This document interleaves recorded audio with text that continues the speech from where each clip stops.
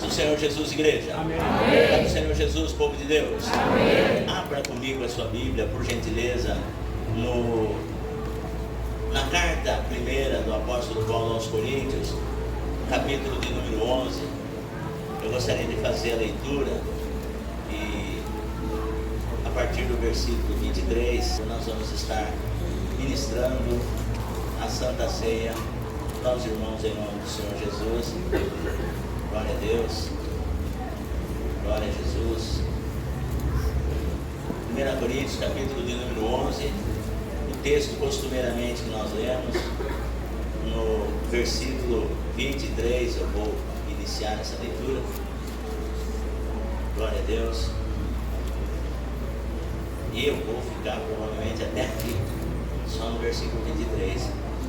Quantos acharam? Digo amém. Amém. 1 Coríntios capítulo 11, de um verso de número 23, cujo tema aqui é dissensões na ceia de irmãos e o modo de celebrar a Santa Ceia do Senhor.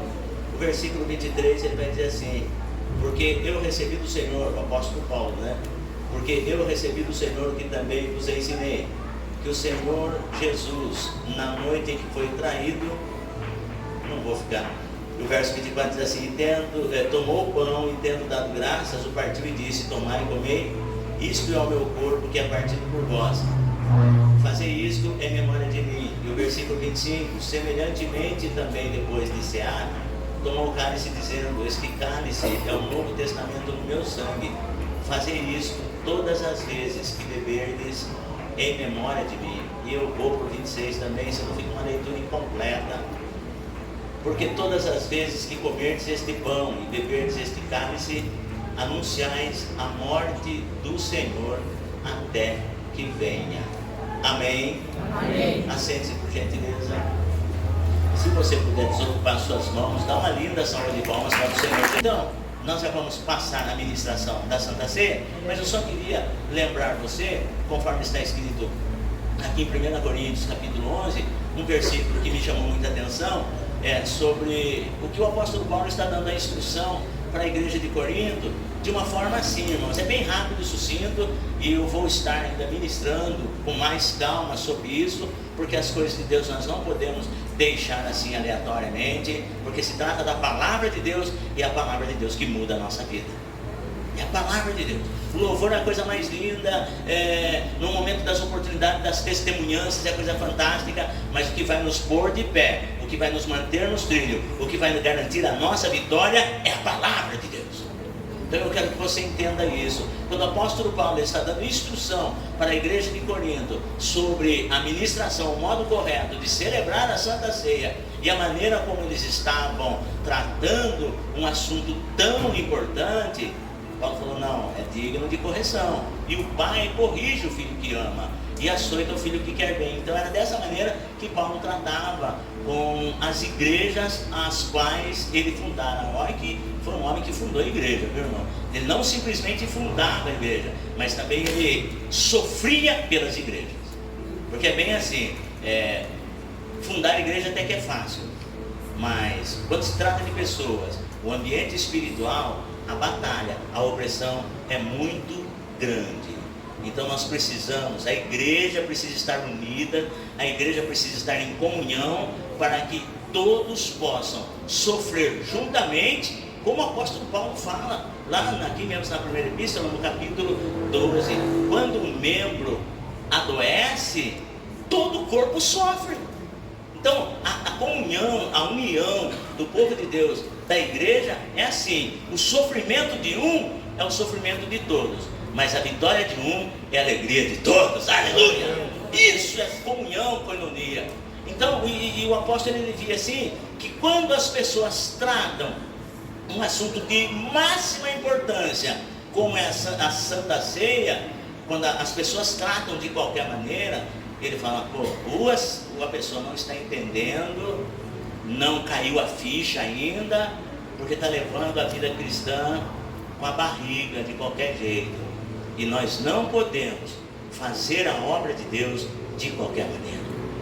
Não podemos. É por isso que depois que ele citou o versículo 23, porque eu recebi do Senhor que também vos ensinei, que o Senhor Jesus na noite em que foi traído, tomou o pão e tendo dado graça, o partiu e deu aos seus discípulos, dizendo, isto é o meu corpo que é partido por vós, fazei isto em memória de mim. E semelhantemente também depois de cear, tomou o cálice, dizendo, este cálice é o novo testamento no meu sangue, fazei isto todas as vezes que o beberdes em memória de mim. Porque todas as vezes, tudo tem uma razão, tudo tem um propósito, e nós não podemos caminhar por essa vida sem propósito.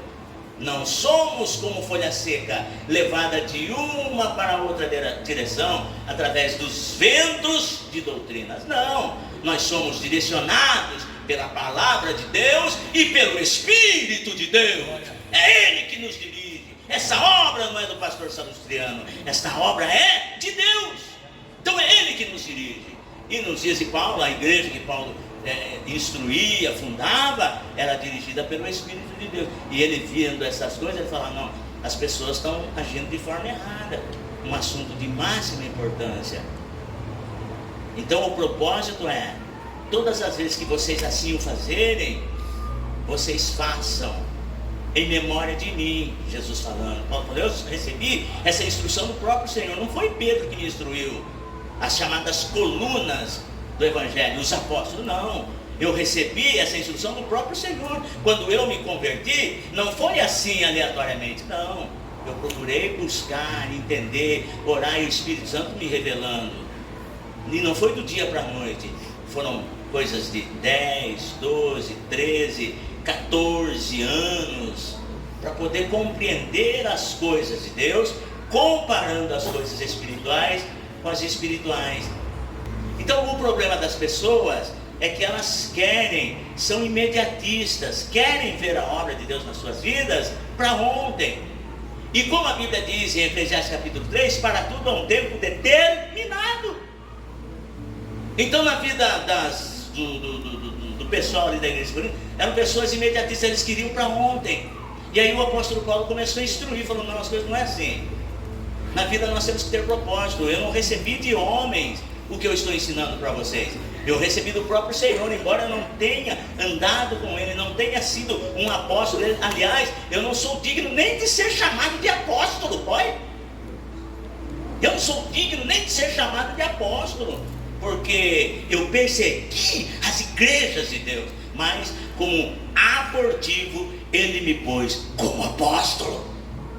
Então eu recebi dele a maneira de ministrar a ceia do Senhor, porque todas as vezes, Paulo diz, que comerdes esse pão não é simplesmente um ritual, não é eu vou precisar tomar Santa Ceia, porque senão eu não vou cantar, eu vou precisar tomar Santa Ceia, porque senão eu não vou pregar. Irmão, Paulo diz assim, não é para esses interesses escusos que você tem que tomar Santa Ceia, você tem que comer o corpo, você tem que beber o cálice, porque ele simboliza o corpo e o sangue de Jesus.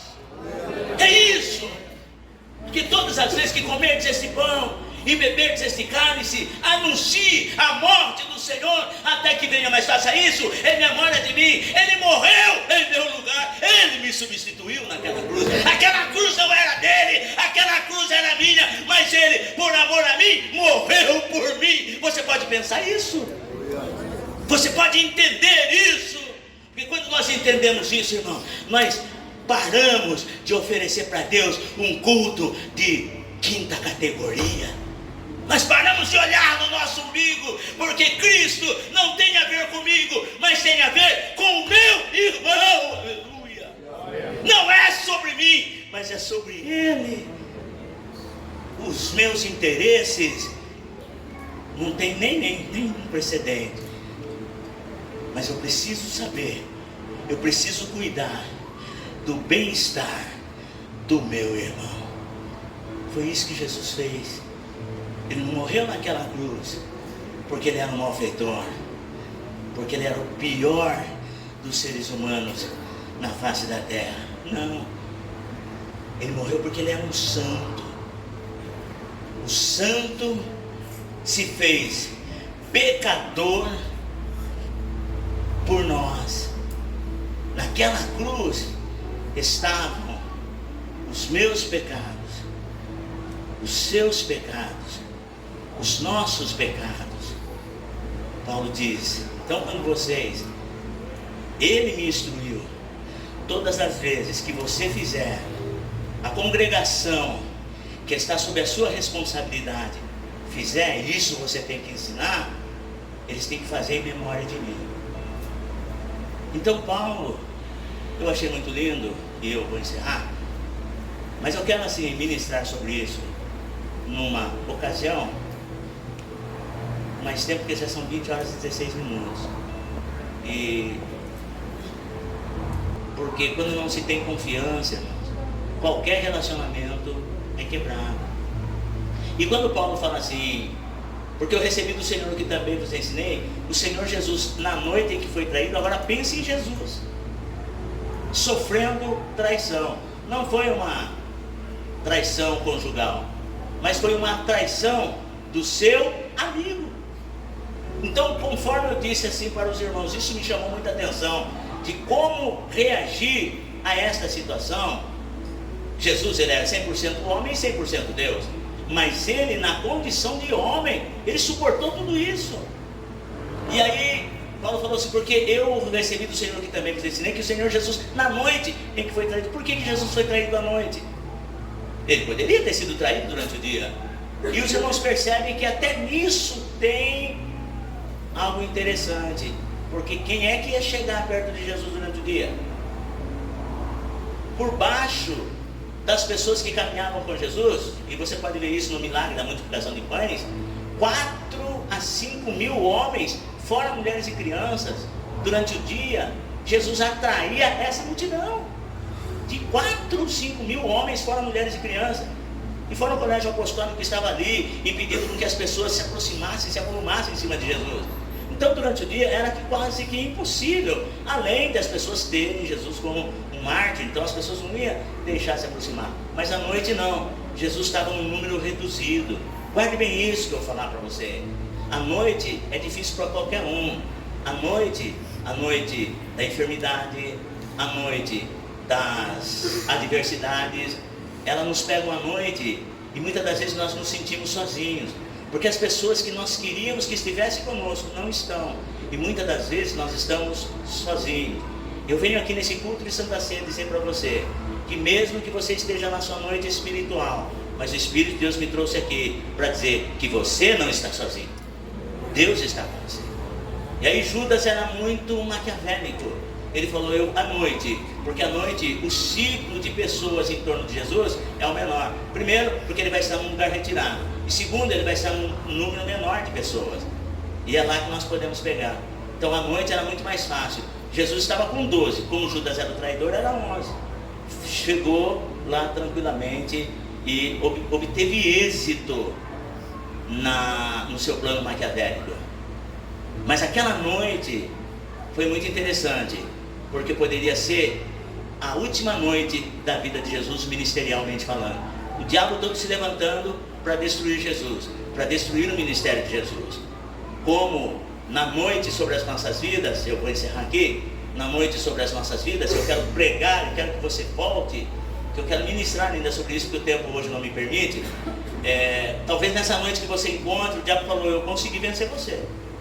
Talvez você foi traído no seu casamento, talvez você foi traído por um sócio, talvez você foi traído por um filho que traiu a sua confiança, e você fala assim, quer saber uma coisa, eu vou parar com tudo, esse negócio de família, esse negócio de igreja, esse negócio de abrir sociedade, para mim chega, eu não confio mais em ninguém. Essa Santa Ceia é para você, que assim como para Jesus, a noite da traição, o diabo falou, agora eu consegui vencer, acabou o plano do Messiado dele, acabou o plano de salvação, eu consegui pôr um ponto final na história da vida dele. Jesus mostra, na noite que ele foi traído, é apenas o começo de uma nova história. E é isso que eu venho encerrar para você. Não importa o que você passou até aqui, talvez a sua situação seja uma das piores. Talvez você fale assim para mim, pastor está falando isso, mas o pastor não conhece a minha vida. Realmente, eu não sei o que você está passando, eu não conheço a sua vida, mas o Deus que te conhece te trouxe aqui para dizer que aquilo que o diabo muitas das vezes usou para matar você, Deus pega essa situação, Deus pega esse caos e transforma ele, e o que não vai te matar vai te fazer mais forte. isso. Porque na noite em que Jesus foi traído, ele fez tanta coisa. Ele fez tanta coisa. E as pessoas podiam falar: nossa, mas como que pode? Como que pode? O cara passou pelo que passou. Foi traído pelo amigo. Foi negado por outro que falou que ia dar a vida por ele. Como que pode fazer tudo isso? É como se alguém chegasse para Jesus e falasse: Jesus, como que você consegue? É como as pessoas olhem para mim e falam assim: irmão Salu, como que você consegue? É a mesma coisa que as pessoas chegam para o pastor Sérgio e falam assim: pastor Sérgio, como que você consegue? Eu não sei como eu consigo, mas se eu consigo, você consegue também, porque Jesus é conosco. É por isso que nós conseguimos. Então, é isso. Na noite em que Jesus foi traído, uma das coisas foi isso que Paulo citou. A sétima coisa, de 6 coisas que eu aprendi nesse texto, Paulo chegou na sétima. Na noite em que Jesus foi traído, ele tomou o pão, deu graças, partiu e deu aos seus discípulos, dizendo: isto é o meu corpo, que é partido por vós. Semelhantemente também depois de cear, tomou o cálice, dizendo: este cálice é um novo testamento no meu sangue. Fazer isso todas as vezes que beberdes em memória de mim. Ou seja, na noite em que Jesus foi traído, que ele podia ter abandonado tudo, que ele podia, como diz as pessoas aí fora, no dito popular, chutado o pau da barraca, metido a cara no mundo, metido o pé na porta, falar: não, para mim chega.